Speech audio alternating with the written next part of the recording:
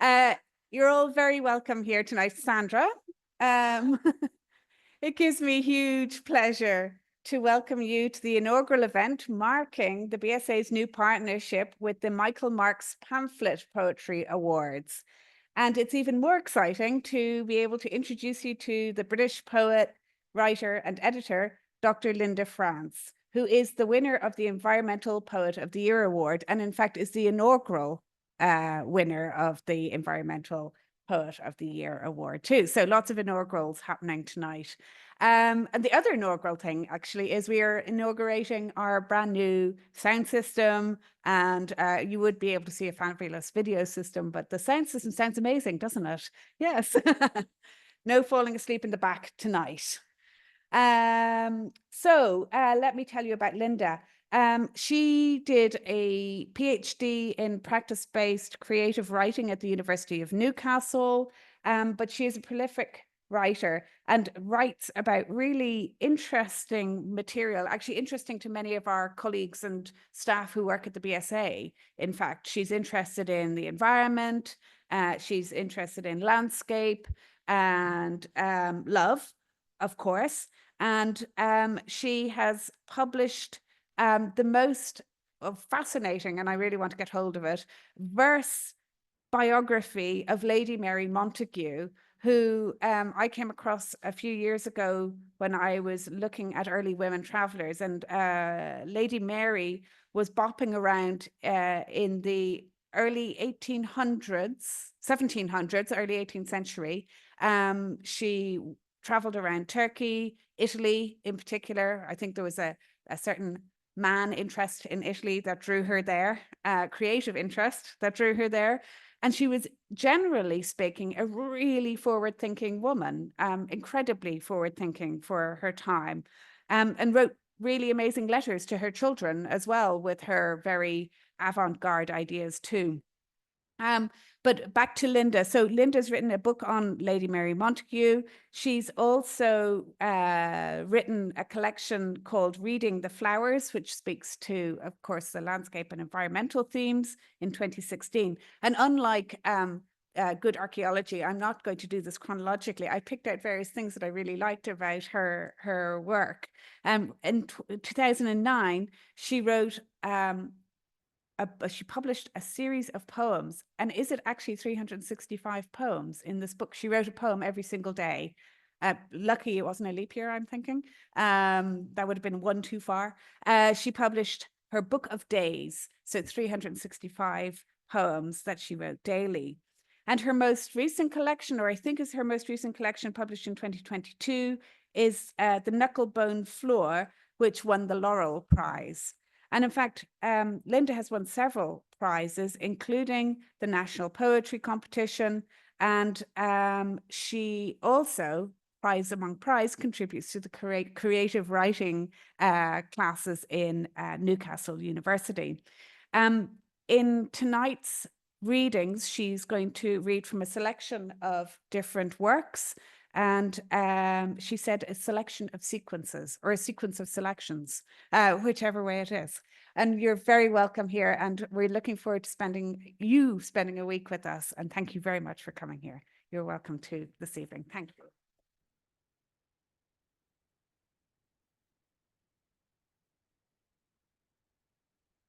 Well, thank you very much, Rebecca, for that introduction. And hello, everybody.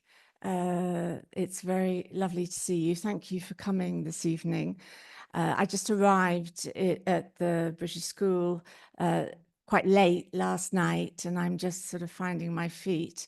It's my first trip to Athens. So I'm very delighted to be beginning my visit by reading this evening. So I'd like to thank as well Rebecca's colleagues for making my arrival here much easier. Catriona at the back and Vicky in the office. And also to, as Rebecca mentioned, the Michael Marks Awards, under whose auspices I'm here, and particularly Lady Marks, who's the sponsor of the awards, and Lindsay Holland, their administrator. So I thought, in the light of that, I'd begin with the sequence that won this very grand sounding title, the Environmental Poets of the Year. And it's called, they published it as a beautiful, very ecologically sound pamphlet made out of coffee cups and brewer's grain, spent brewer's grain. It's very beautiful paper. It arose, it's called Letters to Cattleya. And the sequence arose when I was climate writer in residence at Newcastle University and with New Writing North. That was 2020 to 2022. I started just before COVID arrived. And so quite a lot of our activity had to go online. So there was a lot of information online. I was doing various things online. And I got a message, an email from a woman in British Columbia called Cattleya Lafferty, who is, she's a journalist and a writer, and she's a member of the Yellowknives Dene First Nation tribe. And she'd just been appointed climate writer in residence at the library in Vancouver. And she'd found me online and wanted to connect. She was climate writer in residence for 3 months. To say I was climate writer in residence for 3 years. But she suggested that as part of it, it's all okay. Yeah, I'm just continuing while this happens around me, because it's normal, right? Yeah, with technology these days. Yes, so she discovered me online and thought that we could connect and suggested that we might correspond with each other in letter form about our experiences of being climate writers in residence. And as I say, she was a journalist mainly, and she also wrote prose, memoir and fiction. And she very bravely, I thought, she'd never written a poem in her life, said, let's do it in poetry. And that was quite a shock to me, because I thought we were going to have quite a chatty exchange via email, mostly complaining about how difficult it was to be a climate writer in residence. But no, we were going to do it in poetry. So this is my side of our correspondence in poetry.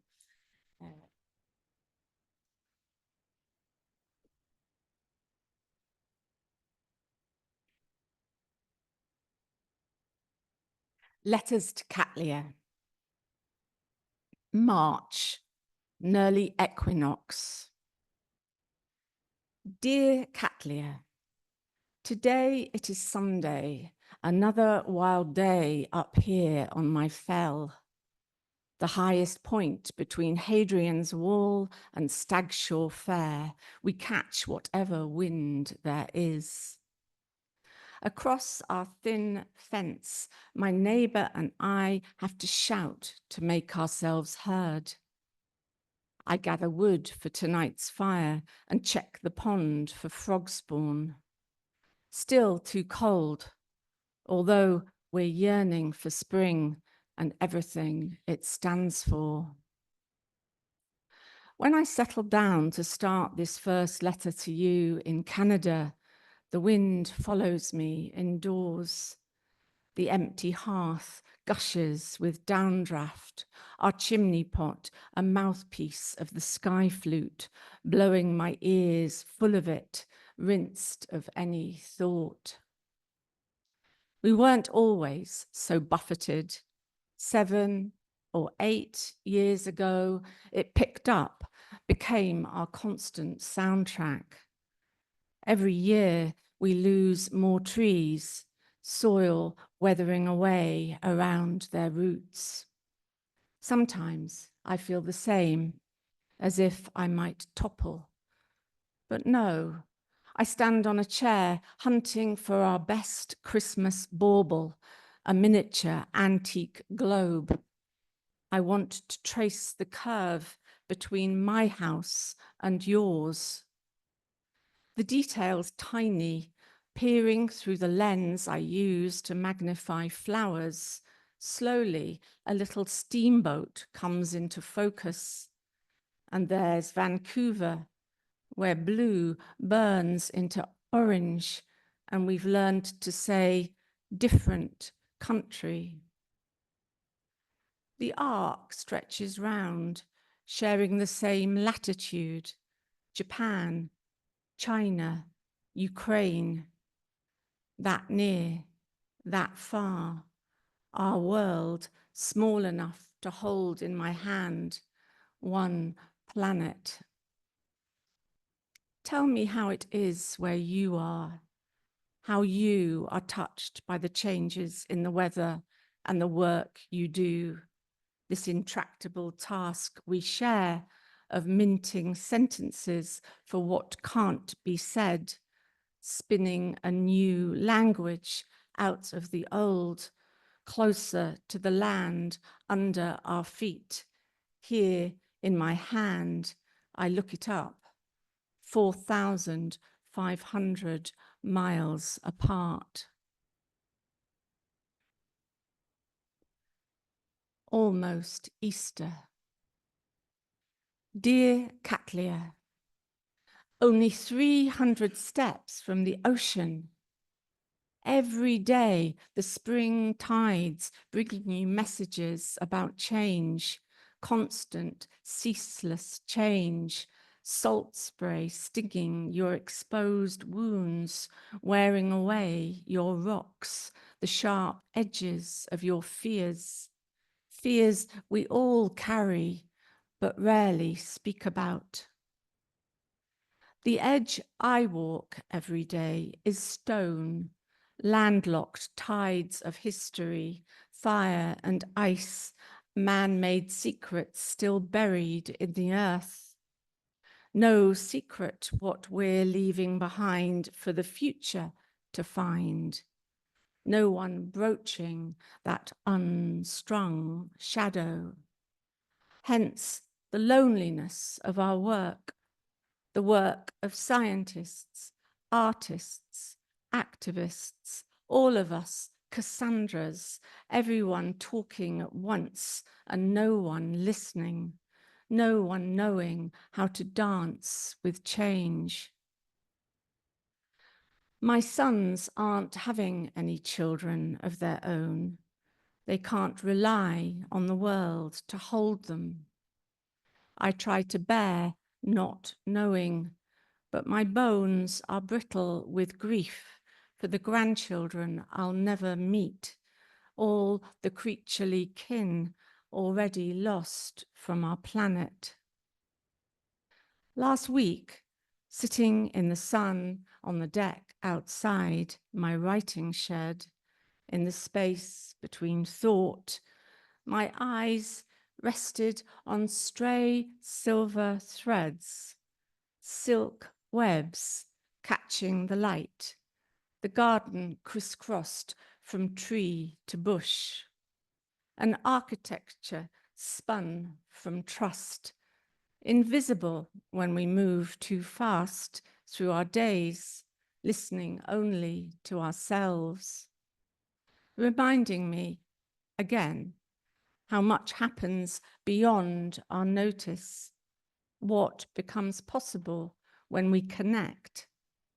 If the smallest spider can weave such wondrous baskets of light, surely we can construct the truest words for our longing, blueprint for a future we can't see yet, but know is coming. Our spider work. slow, slow, quick, slow.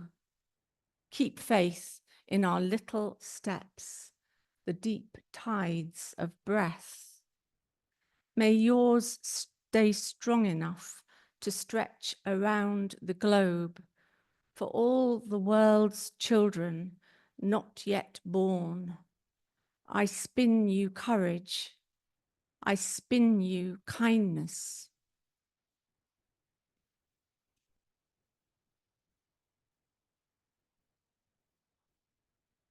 After the Jubilee. Dear Catlia, a while since I last wrote, run ragged with books and talks, this deadline and that seed of a new idea that might, just might, lead to a shift in the stasis, counteract the corruption, the looking away, the brazen destruction, war, greed. I had a birthday and feel the full weight of every single one of my 66 years, as if I was Atlas, the world balanced precariously on my back. Only sometimes self-inflicted, burnout is a wound only the kindly self can heal. How do you stop when there's still so much work to be done and wildfires scorching the land in Mexico, America, Greece? Sometimes I think I can see the flames from here. In England and Wales, this year's fires have already passed the total number of 2021, a convergence of what's accidental and climate change. Perhaps you read about the man who set himself on fire outside the US Supreme Court, doused himself in fossil fuel and lit a match on what we call Earth Day. His way of protesting, saying one last "not in my name." Win from Colorado. He wasn't the first and won't be the last. The world's inflamed. Our bodies are on fire with loss and fury, whether we act or not. However small the difference we might make, life itself will show us the way. Offer words when we need words, and silence when we need rest. May it be so. All I want now is to find a route to translate our endless words into acts of love that might, just might, put the fires out and seed peace in our hearts. 17th of July, 2022, red weather warning. Dear Catlia, today just a postcard, light as love and heavy with hope in change, that this heat wave persuades our governments to set what's needed in place and harness the best sort of hope, hope that works and grows. Not hope for, hope in, not blind hope, open hope, not false hope, steadfast hope, not silent hope, active hope, not hope to, hope with, not naive hope, radiant hope, not mild hope, radical hope, not sweet hope, wild hope, not hope against hope, hope upon hope, across the miles, daring to hope.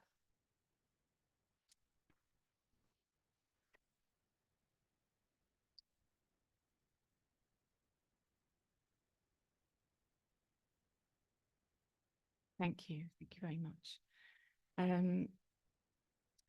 So I'm going to move from that into another sequence, which also centers on place, and the place where I live and where I come from. I was born in the Northeast, in Wallsend, actually, and now I live 25 miles along Hadrian's Wall, just below, just a very short walk away from the Vallum.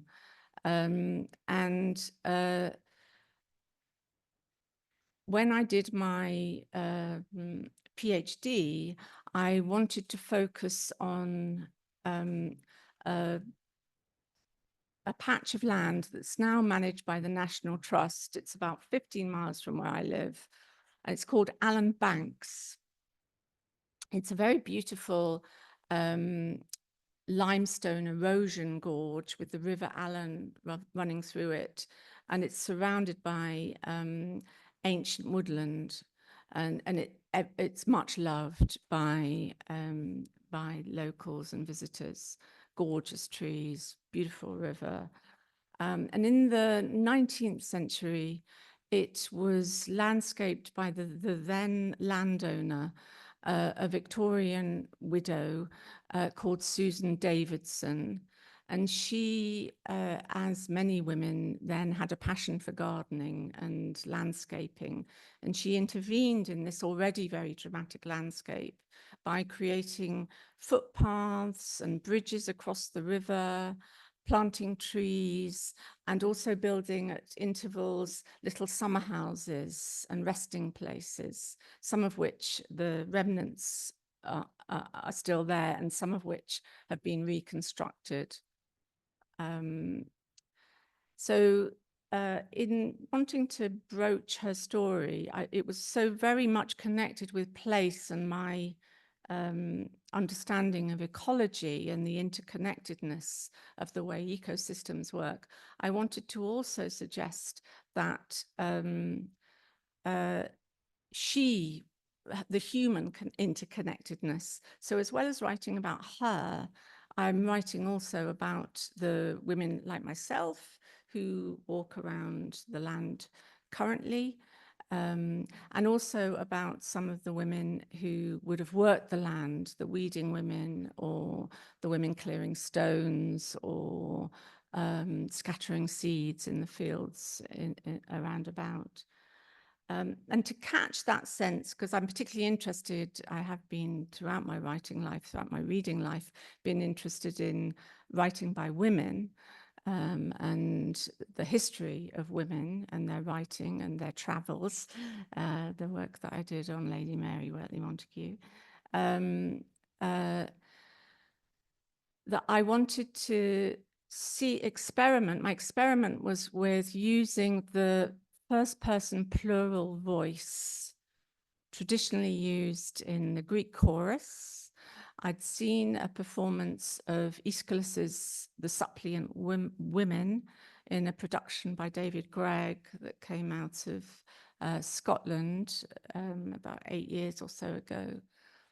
And so this idea of the chorus, women speaking together, that sense of, from Virginia Woolf, that we think back through our mothers as women in terms of us remembering our history and our relationship with each other.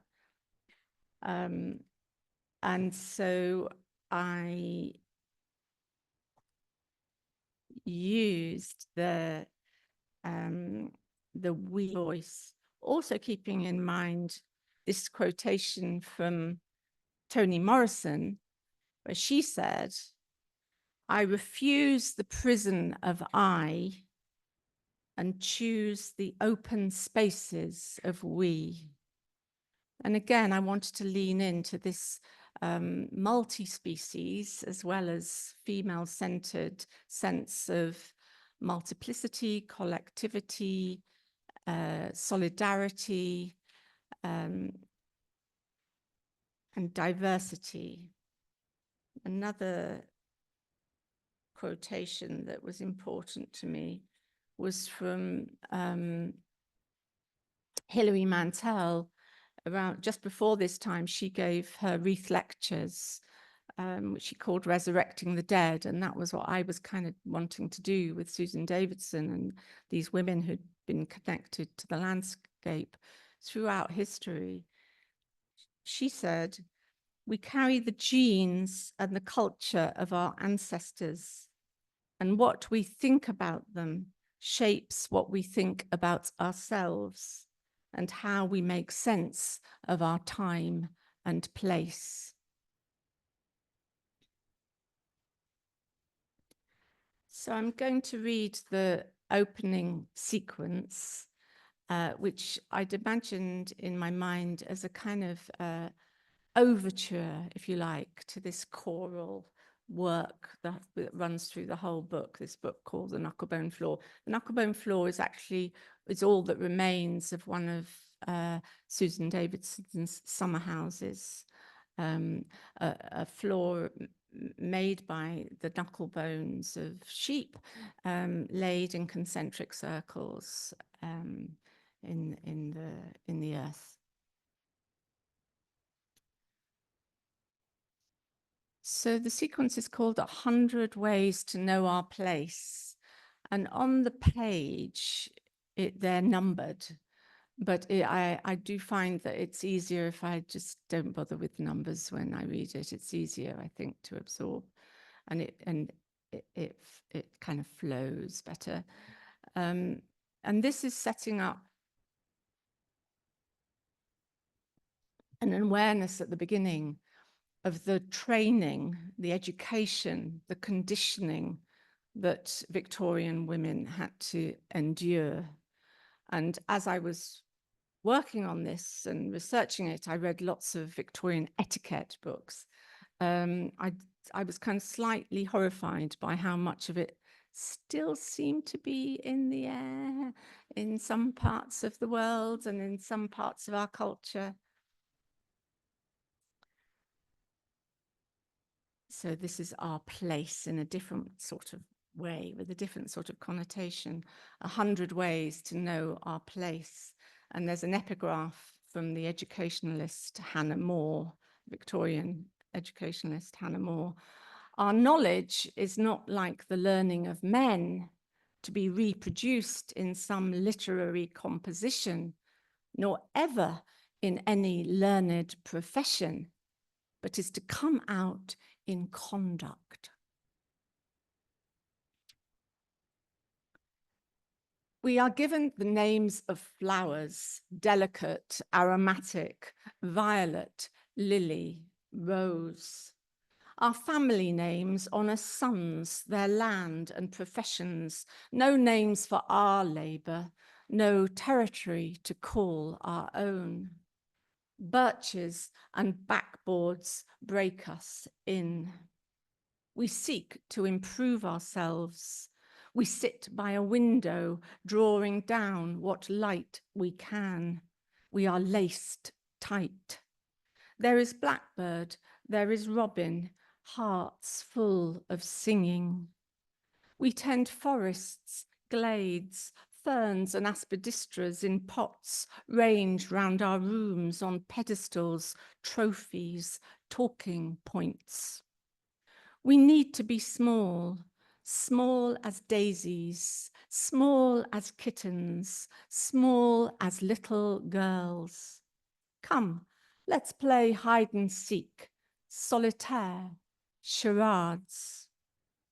According to Clippity-Clop Schopenhauer, we are childish, frivolous, short-sighted, by our very nature meant to obey. We stand on the brink of light, brink of dark, dizzy with atmospheres colliding. Taught to be good, we wake up with someone else's voice in our ears. We are brittle with longing and fury.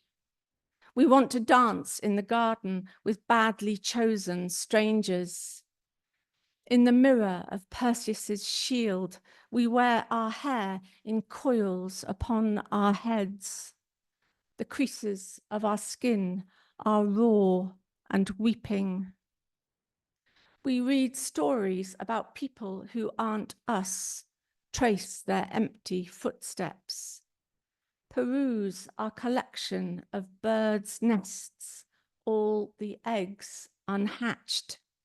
We may as well be ghosts. As befits ladies, we do not attend funerals. We sip broth from the sides of silver spoons, flavorless, penitential. Our fathers, daughters, brothers, sisters, husbands, wives, sons, mothers, we are adjunct, footnote, object. Watercolors portray us as daffodils, dahlias, pretty maids, all in a row. We do not accept every dish that is offered. In cast iron beds like leaky boats, damp creeps into our sleep. We dream of moving earth and channeling water. We are hardly mistresses of our own pantries. Our cheeks are peaches, unless they're stones. We hold out our hands to women falling, children bundled against the cold air of their descent. We are spider and cobweb and fly. Silence is unacceptable, the wrong sort of conversation objectionable. What color should we paint patience? Our language is the Queen's English, written or spoken, never vulgar. We find ourselves sending many letters, thanks, congratulation, condolence. We are alone and given to countless fictions. We use good black ink, pale ink, inexcusable, blue ink, dangerous, a fathomless ocean when wet. We are invisible. We drag our bodies around in cages. Our gardens are planted with lurid displays of hysteria, dyspepsia, neuralgia. Our words do not echo our thoughts. We tumble to our deaths in the canyons between them.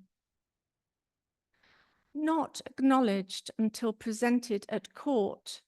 No, when we'll be dressed all in white.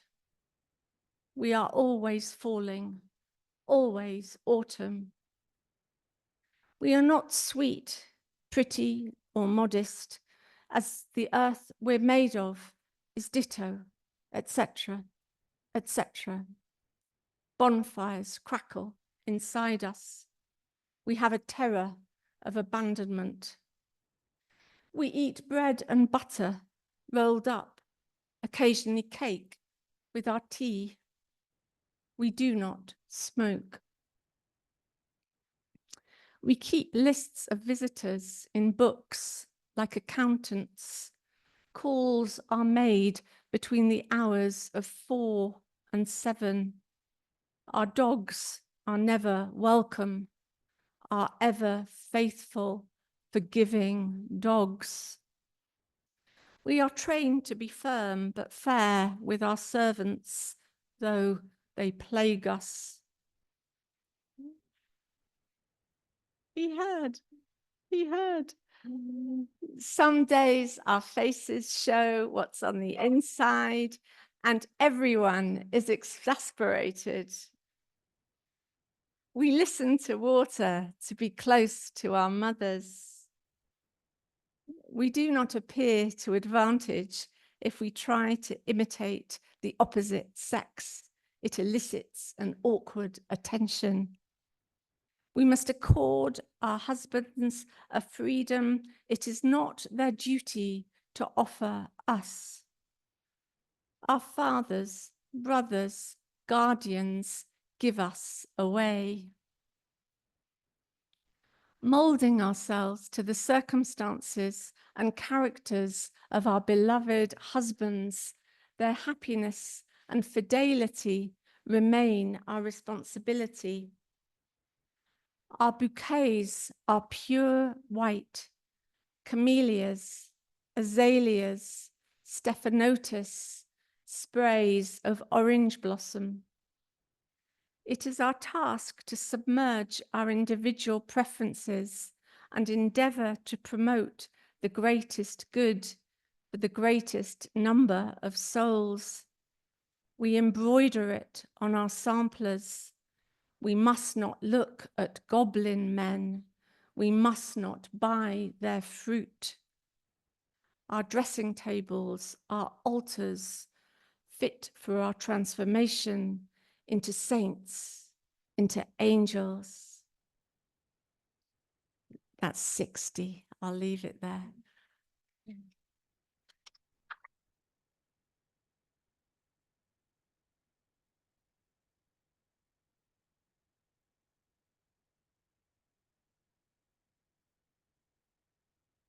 So I'm going to conclude by coming back to the environmental theme and reading an extract from another sequence.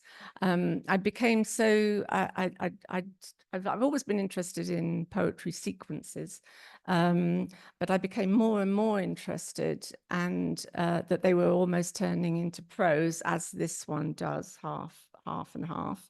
And since then, I've actually, I kind of realized what it was trying to tell me, that I should be trying to attempt to write a book of nonfiction, a whole book of prose, and that's what I've been working on in the interim. Kind of eco-memoir, again, based quite near where I live, in an abandoned birch woodland that I've been visiting over the cycle of a year. But this one comes from my climate writer in residence spell, and it's in the form of a Japanese form called the high bun, which some of you may know from Bashō's The Narrow Road to the Deep North. And it's often used for travel, a piece of travel writing. And so you have the prose diary type, journal type pieces interspersed with little haiku-like fragments. And this came from, as I said, the COVID pandemic began almost coincidentally with the residency. And this was the first winter, this came from the first winter where we spent more time on our own than maybe we were used to previously.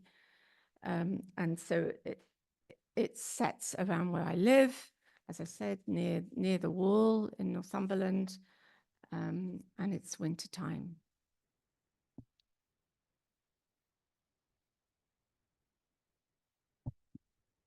Just read the first 3 sections. The sequence is called Stone Meadow Orbital. The weather clock. Sometimes we know something is wrong, but can't tell what it is. Sometimes we know exactly. The year started with a flooded kitchen, a broken boiler, and enough snow to block the road in both directions. The atmosphere in the house was freezing. It smelled of decay. My whole body braced against it. I was trying to think about the future, but the present demanded my entire attention. I remembered someone saying winter is by far the oldest of seasons. It tenders age upon our memories, taking us back to a remote past. I wanted to bring more of myself to the real, so whenever I could, I went outside to look at the snow. The landscape transformed. I was living in a medieval book of hours. I was pressed between the pages of history. When all our ways of knowing warmth disappear, what do we become? Who? I wrote in the snow with a stick to make time visible. The surface was icy, hard to penetrate. I had to write in capital letters, which were impossible to think in. The curves were difficult, just as imagining the future is difficult. S-O-S. Although it looked like one, the snow wasn't a blank page. Everything felt broken. More men than I'd seen in months came in ones and twos. They said the drain could be unblocked, the pilot light reignited, there would be warmth again. The past and the present became the future, and it was simpler than I thought, more real, more possible. This is not about me. It's all about me. We live inside the weather, and it is a clock we carry inside us. For the first time, the meteor visible in meteorology. Hope is the thing with petals. You're not sure when it started, a habit that grew into a need, hanging a blanket at your window to stop the morning light waking you too early, as if the day didn't belong to you or you to it. Would you rather sleep than live? When you were young, puppyish, impulsive, you were better at beginnings than endings. The mechanism inside your body has recalibrated with age. Under cover of darkness, the psyche prepares itself for death. Although you've looked into the eclipse of large finales, as with the blanket you hang up at your window, light has a knack of spilling round the edges. For every ending, there is a beginning. Endling is the word used to denote the last surviving creature of a particular species. When they die, that species becomes extinct. Unable to save them and blind to the irony, we have given our endlings human names as we count them out of the ark. Martha, Benjamin, Celia, George, passenger pigeon, Tasmanian tiger, Pyrenean ibex, Pinto Island tortoise. I have taken to counting what I want to call startlings.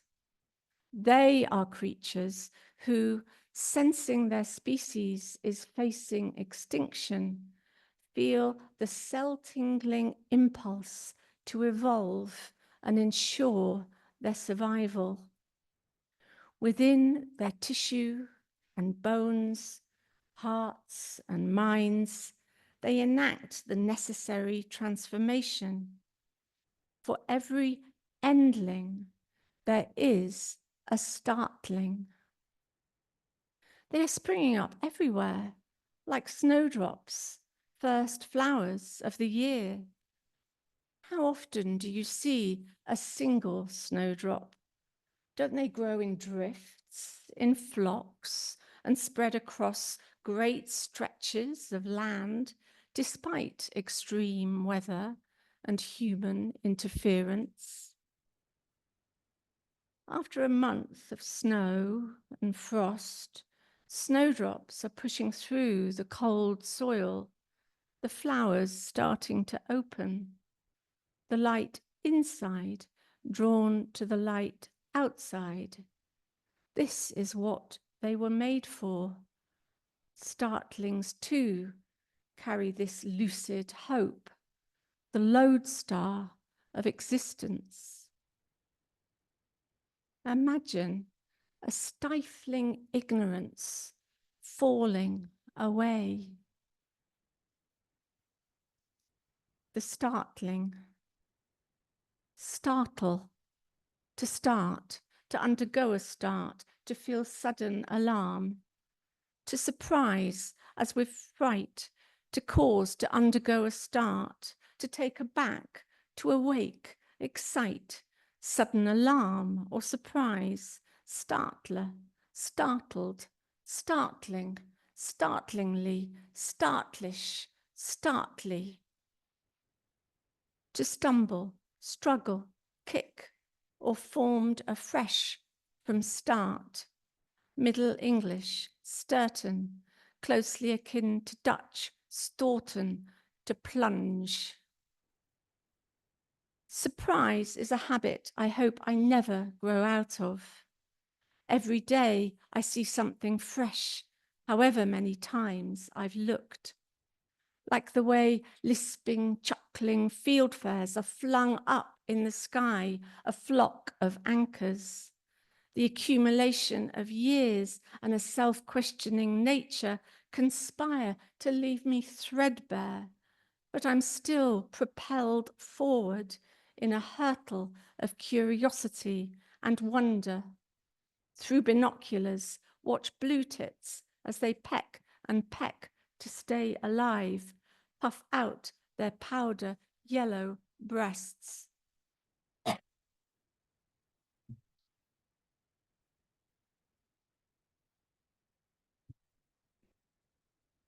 Our habit of othering is deep-rooted. Despite myself, I am tricked into othering the future, as if it weren't my own and I had no part to play in breathing it into life. I am a startling too. This heart, these two hands, these eyes are startled. I hear rabbits and weasels squealing among the trees behind the house. Lives will be lost. Who wouldn't feel sudden alarm? It is at those who don't I am surprised, taken aback by the ones who turn away, choose not to notice that creatures and people and plants are dying. I can smell wildfires, floodwaters, wake up with wet cinders on my pillow and rise to wash and begin again.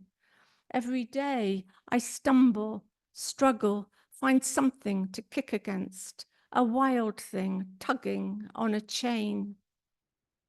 But a small light at my core, a sequin made from birch bark, knows I am being formed afresh, myself and 8 billion other sequins, scales of the lavish, long-lived worldfish. We are ready to plunge.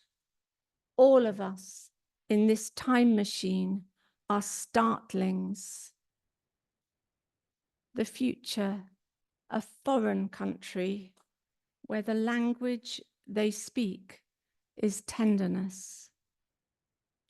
Thank you so much for listening. Thank you.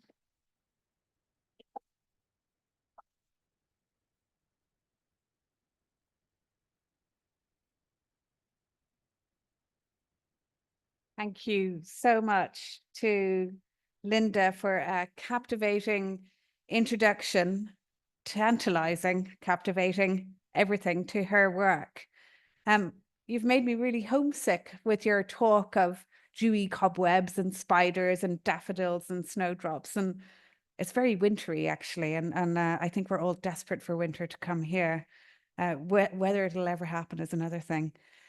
We're also hugely grateful to Lady Marks for entrusting us with hosting the Michael Marks Pamphlet Poetry Awards. And Linda, you've set the bar very high for your as an inaugural for your future poets, future colleagues. There are all sorts of things that will be with me this evening. I loved the idea of spinning kindness and courage. I thought that was fabulous. But I'm now also going to be spending the evening wondering how I'm going to think in capital letters too. Linda, thank you so much. It was a really, really lovely evening. And in honor of Linda and her love of gardens and landscapes, we're going to try and have a slightly haphazard drink in the garden. You may have to grab your wine and sit on any available stone seat you can find. But I think it's much nicer to do that, celebrate the garden rather than being stuck inside. And there in the garden, I'm sure you can quiz Linda about her work. And just to say thank you very much to you. Thank you all for coming this evening. And thank you very much to everybody online as well. Thank you.